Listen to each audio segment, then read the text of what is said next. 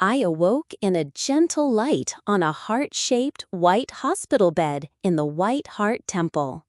John entered the room, explaining that the surgery on my mother was a success.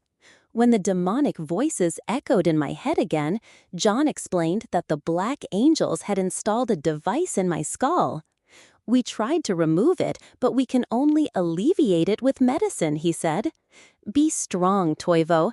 The Savior will help you out of the dark valleys of your mind."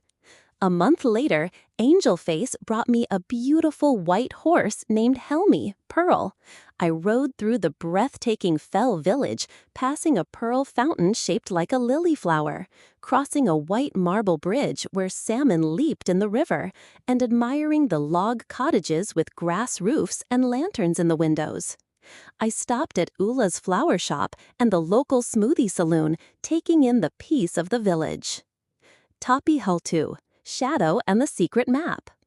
I stopped at the smoothie saloon, jumped off my white horse Helmi, and left her in the guest stable. Suddenly, the sky darkened and a heavy thunderstorm began. I went inside the saloon, which was surprisingly quiet. In a corner table, a figure sat in the shadows smoking a pipe. "I am the shadow," a strange voice said from the man's mouth. "I know what you are looking for, Toivo." Lightning flashed, briefly illuminating his scarred face. He placed a map and a green emerald ring on the table. When lightning struck again, illuminating the entire saloon, the shadow had vanished. I looked at the old treasure map, which showed the Tulip Village, a cemetery, a witch and a curse, an emerald catacomb, and a mountain cave with traps.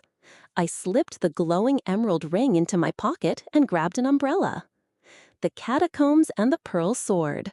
I walked to the cemetery, entered through the white swan-shaped gates, and went to my father's grave. Inside a withered rose, I found a golden key. And a poem that read, "The road to the cross leads through the grave. Death is victory. Christ is life." The message directed me to the catacombs. I found my family's tomb, opened the golden lock, and pushed the door open. Inside were 4 coffins. 3 were brown and 1 was white. I opened the white coffin with the golden lock, and inside was a sword with an ivory pearl handle and an incredibly sharp blade.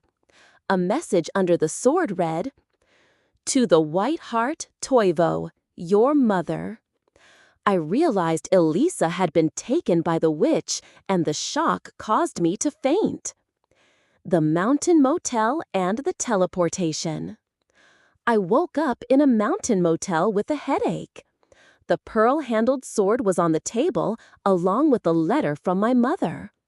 The poem read, "In the tooth of the mountain, in a black-colored cabin, the witch cast spells, throwing a dark shadow over the village.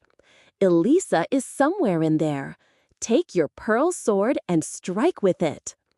Suddenly, a terrible witch's laugh echoed in the air. The sky turned pitch black and it started pouring rain. A black horse carriage arrived in the yard, and the scarred face of the shadow was inside. I strapped the sword to my belt and put the emerald ring on my finger. It began to glow with green light in the darkness. I stepped into the carriage, and the shadow handed me a black map. As the lightning flashed, I was teleported directly to the base of a mountain cliff, right in front of a man-sized cave.